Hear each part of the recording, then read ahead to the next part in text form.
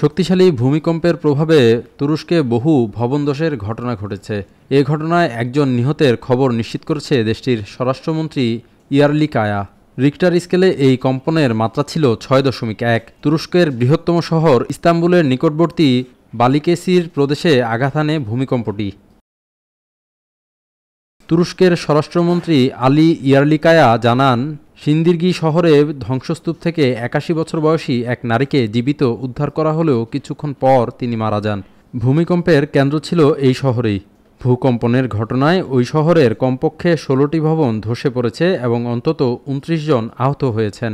স্থানীয় সময় সন্ধ্যা ৭টা ৫৩ ভূমিকম্পটি আঘাত হানে, যা ইস্তাম্বুল পর্যন্ত অনুভূত হয়। উদ্ধার অভিযান শেষ হয়েছে এবং আর কোনো গুরুতর ক্ষতি বা হতাহতের খবর নেই। তবে সিন্দিরগি থেকে প্রকাশিত ছবিতে দেখা গেছে বড় বড় ভবন সম্পূর্ণ ধসে গেছে এবং ধ্বংসস্তূপের বিশাল স্তূপ তৈরি হয়েছে। এদিকে বিবিসি বলছে, তুরস্ক ৩টি প্রধান টেকটনিক প্লেটের সংযোগস্থলে অবস্থিত হওয়ায় দেশটিতে প্রায়ই ভূমিকম্প হয়ে থাকে।